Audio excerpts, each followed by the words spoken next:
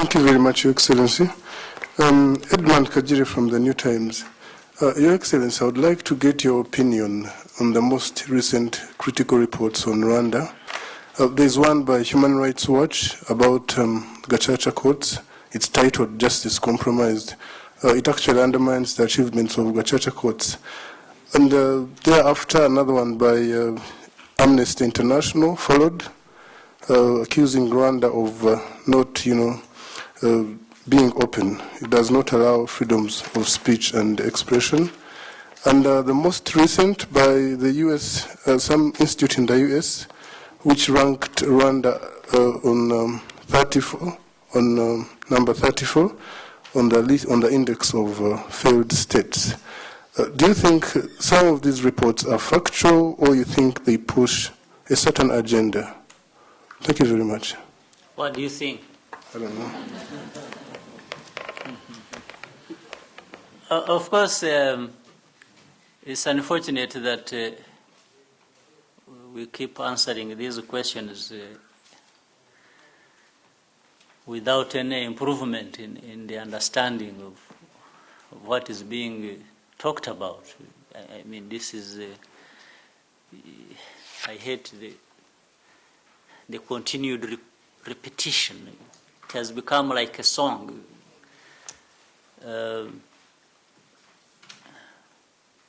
Maybe we need to move from that song to another one. So I don't think I would have much to say about Human Rights Watch, about Amnesty, about that, because, I mean, some of the things they say maybe speak for themselves. You should just look at what they are saying and what you know that happens in the country and what Rwandans feel and say.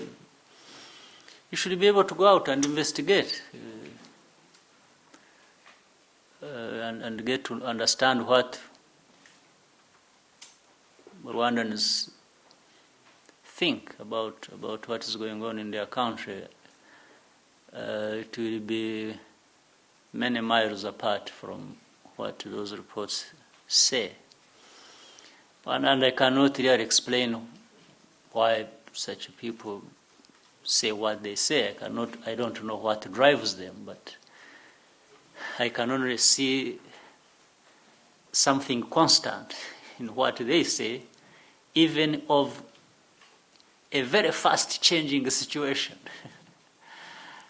You know, Rwanda of 17 years ago, which actually some of those people thought and believed would be, and actually that was a failed state.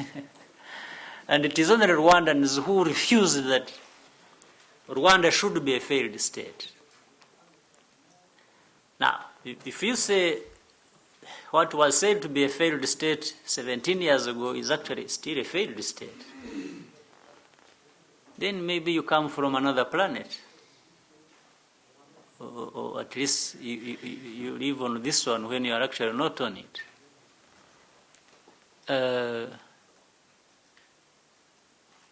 So how do I explain it? I get lost. I get lost with some of these things. Gacaca, but you see, if you, I think I'm sure you read the report, but the report contradicts itself. On one hand, they talk actually of over 1 million people that have been processed and settled, and they talk about it in the report. And then they turn around and make... So basically, in a very simple way, if Gacaca handled over 1 million cases and allowed people to settle back in their homes and live together and did not cost us much. I'm told it cost us, I think, $25 million. But if you look at what these people believe is the best thing to do, they spent $2 billion on ICTR International Criminal Tribunal for Rwanda, which tried only 58 cases. I mean, so, and it is in the same report. They know it. So they write all this and then end up with, such a trash at the other end. I mean, so doesn't the report speak to its own problem, its own fault? If you read the report, you read what it is. you read what those who wrote it are. You should understand it. I don't need to be asked. You can just read the report. First, there is, within the report itself, sufficient contradiction to tell you there is a problem in this report. Secondly, take the report and study what has happened in this country. You will see again what the report is all about and what drives the people who write these reports. Don't ask me, I don't know. My job is not to spend my time on this nonsense. My job is to spend my time on making sure that Rwandans make a difference for themselves. And we move on, and we move on, and move forward. That's my job. I'm not an employee of Human Rights Watch. I don't know who they are. I don't care who they are. About Amnesty International, I've never gone to them for help. I don't give a damn what they say, what they do. It's none of my business. That other American thing, I don't know what it is. So it doesn't waste my time. What takes my time, what I'm preoccupied with, is what affects Rwanda and how we can work together, Rwandans. But if we waited for Human Rights Watch to make a difference for us, I don't know where we would be. Even in the area of human rights, by the way. I'm not talking about anything else. Even if you were to wait for the so-called Human Rights Watch on human rights issues in Rwanda to be the ones to come and sort it out for you, I don't know where you would be. If you waited for any of these people who say this, they say, or they are free to say, then you try it. Try to wait for them and you'll see where you will be. But if we get together and confront our problems and deal with them as we think best fit, maybe we will be where we are happy to be. And that's what I think has taken place in the last 17 years.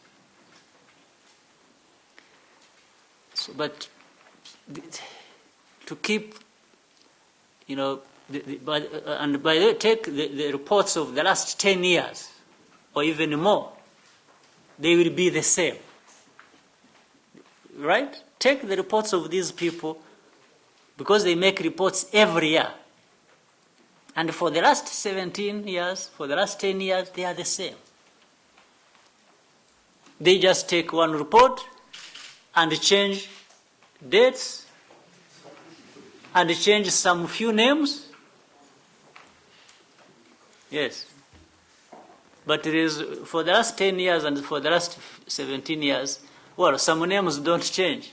At least mine is always there for...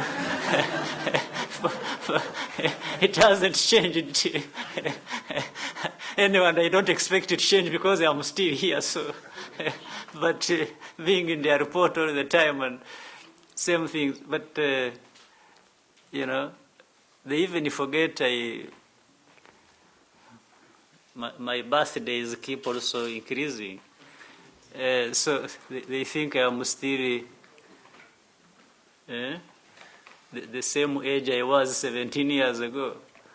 No, I've grown wiser by 17 years from that time. So I think it's pathetic. But maybe I don't need to go into this for today. But it relates to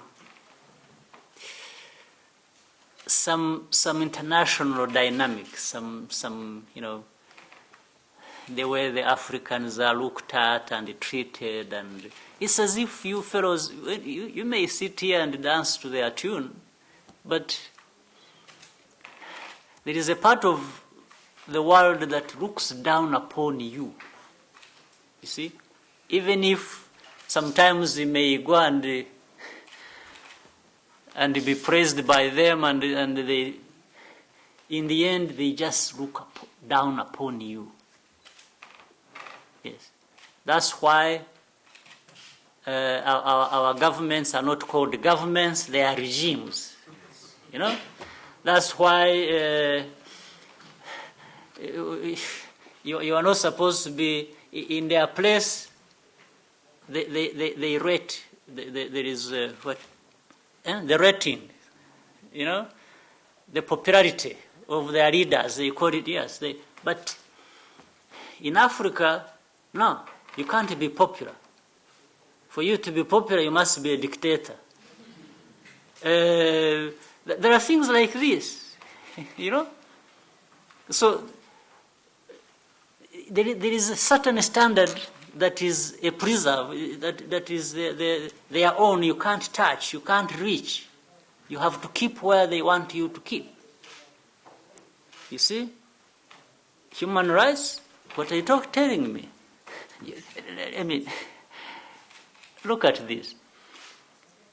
I have seen people come to teach us how to empower women, how to do this, how, to give us lessons.